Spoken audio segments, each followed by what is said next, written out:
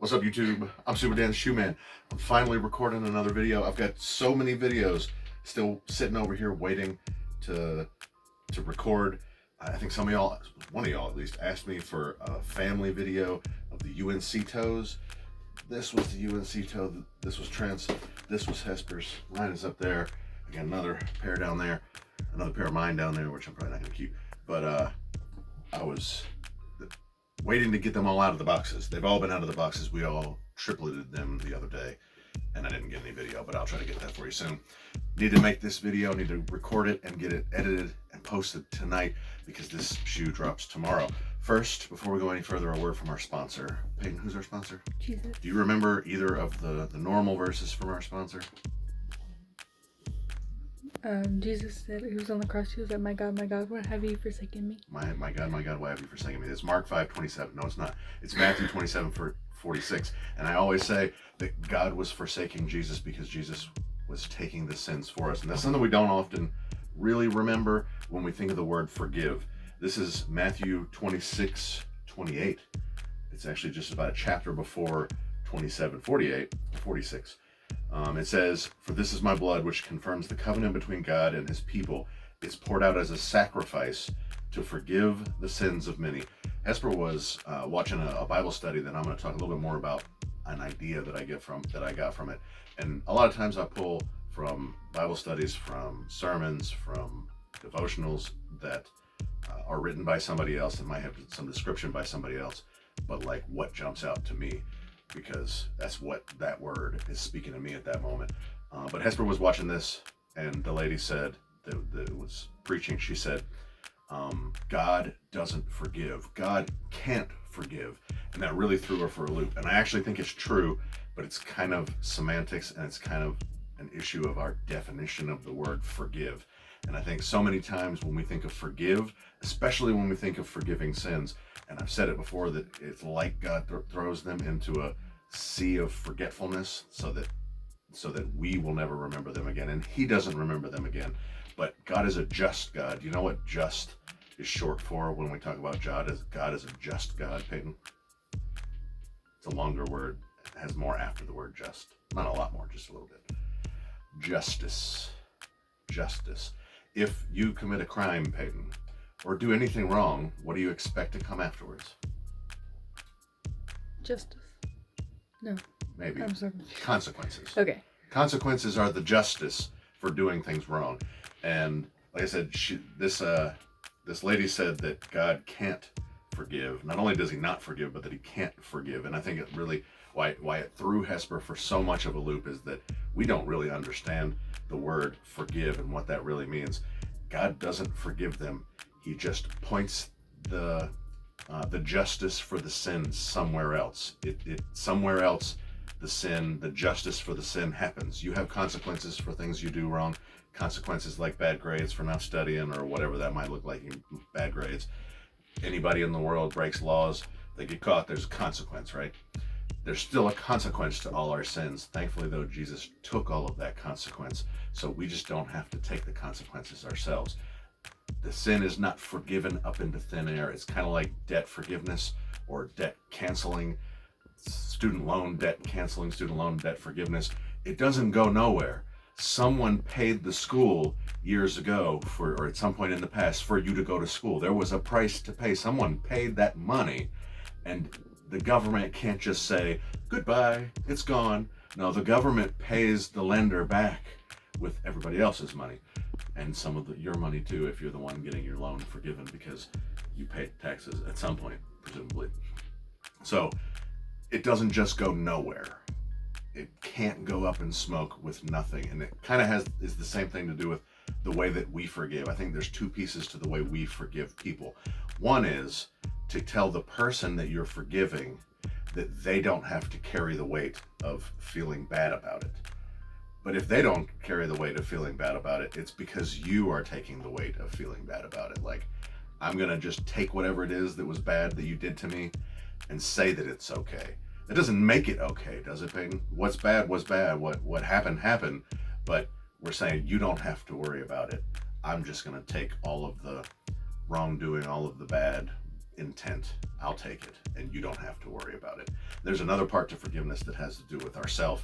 When we forgive people, other people, that means that we transmit. I can't remember the word. There's a word where we transition that the sin. God transitions that sin from us and the consequences of the sin from us to Jesus.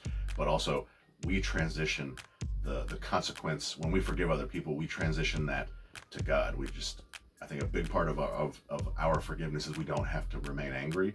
We can say, God is going to handle this however he handles it. I don't need to worry about it anymore. So forgiveness just doesn't mean that the wrongdoing, the sin, whatever you want to call it, goes up in smoke and it's gone. It was forsaken on Jesus. So thank you, Jesus, for taking the forsaking. And God does forgive. Just forgive means something a little bit different than what we often think it means, like it goes away. Good. I thought about going back to an old bread video and getting my bread of life related, what do we call it? Video? Bread of life related verse. Oh. Our sponsor. I thought about going to get that, but I really wanted to give this one today. All right, this is a patent bread. I have my own patent bread, a pair on ice somewhere in the stacks. I don't know where it's at. But this is Hesper and Haley's. This is mine that is now matted. So, patent bread, matted patent bread. Ooh, get a dust bag. Satin bread. Feel it? That's cool. It's satin. That was nice. Yeah, that's It kind of feels like my dress. Yeah, well, your dress is probably some kind of a satin thing. Get out of here! How's Atticus? I was telling them, not you. I was telling them. That was Atticus. He decided he wanted to come in and interrupt us. All right, so we get a little handbag. This is a women's release, so we get this little handbag. It's cute. Meh, I don't think that's cute. I don't think it's cute for a woman either, but whatevs. All you smell is glue. You wouldn't expect it to smell any leather because it's satin, not leather.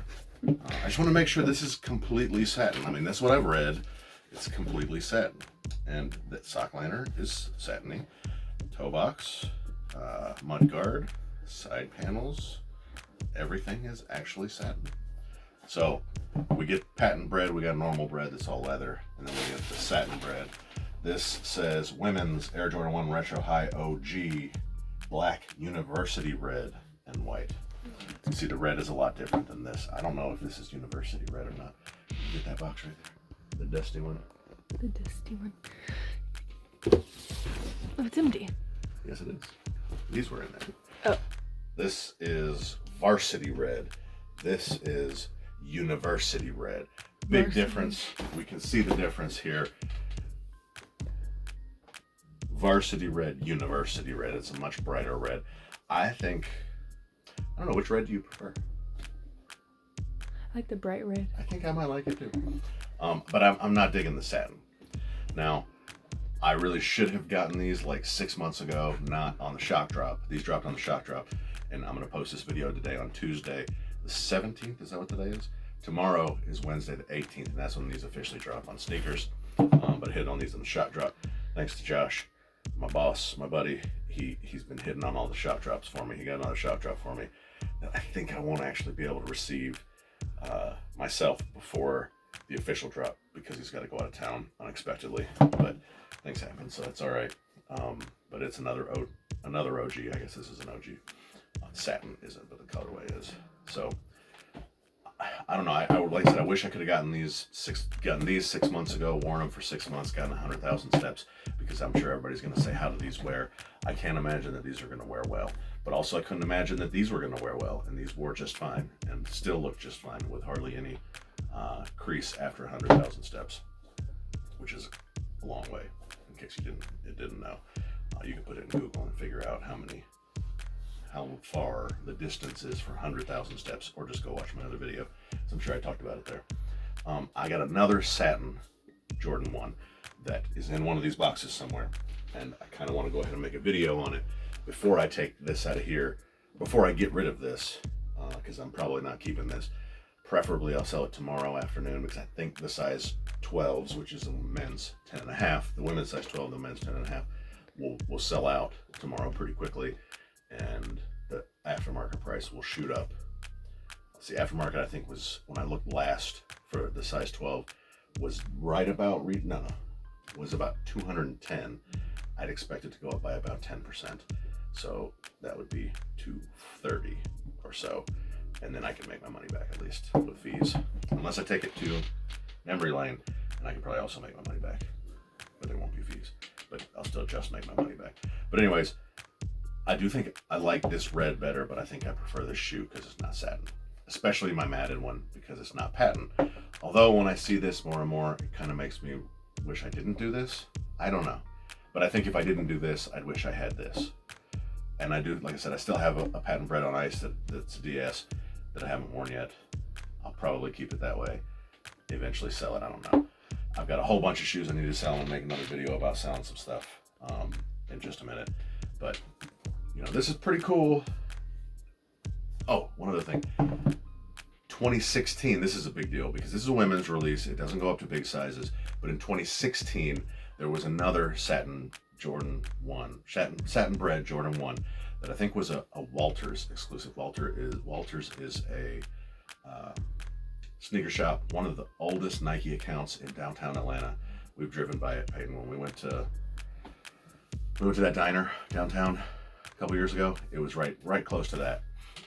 I've never actually been in. I wanted to, but whenever I'm in that area, it's not near where I park normally when I'm in that area. So it's a long walk. I don't really want to make that long walk. I'm not really familiar with where to park right in that area, so I haven't been there. But anyways, there was a Walters. I think it's a Walters exclusive. It only released at the store and maybe through Nike, at the one Walters store and maybe through Nike. And those are going for only like $400 or $500 now. Actually, I've got it here in Peyton's phone. I sent her text messages because she uses my phone to record. So I send her text messages of pertinent information.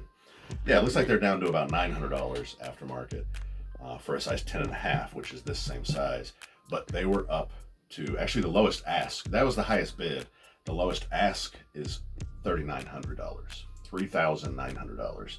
And looks wise, just from pictures, I've never seen them in person, they look very similar to this. This is University. It says it's black and University red. So it is this red. It's the brighter red. And it's satin. So for a tenth of the price, instead of $399, no, a fifth of the price. Instead of $3,900, a tenth of that is $390. A fifth of $3,900 would be half of $390, which is about $400. $390 is about $400. Half of that is $200. So for a fifth of the price of the lowest ask for the 2016 Satin Bred, you can get this. It's a women's, but it's Satin Bred. So you do the math. What do you get? If you want a Satin Bred, do you get the $4,000 one from 2016, or do you get this now for $200? Then this now. You get this. You're right. Good answer, Peyton. All right, but thanks for watching this video. I haven't recorded a video in a really long time. I felt a little shaky on this one, but hopefully as I get into my next couple of videos that I need to make right now, Peyton's going to be sitting here for the next hour recording videos. She's like, I don't care, I don't recording videos. I'll get a little bit better, but I need to get this video out tonight because the shoe drops tomorrow, another early release. Hopefully I'll have it by Monday, but I can't remember when it releases. That might be in time for me to do it. It's an OG. It's one I had as a kid too. An OG, obviously an OG silhouette, a retro silhouette that I had way back in the day, the same colorway. I only had it for a very short period of time, and I'm not 100% sure if I'm going to keep this one. I'm 100% sure I'm not keeping this one. But good luck for this in the drop tomorrow. And hey, if you want a Satin Bred, this is a Satin Bred. It also has one other thing that's just a little bit different. It has grommets around the eyes because it's not leather. You need something for a little bit of extra durability for your laces. Most people nowadays, though, don't really need the durability because they're going to wear these really loose. But if you're going to wear this, if you're younger, very active, we're going to wear it for any kind of sports, which I wouldn't do, then you need those. So they're there if you needed it, but I don't think it's really that necessary for the way most people are going to wear these.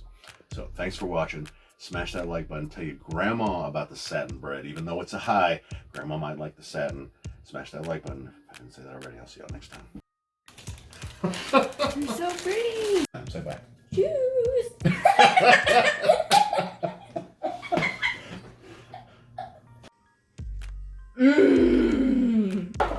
Ah!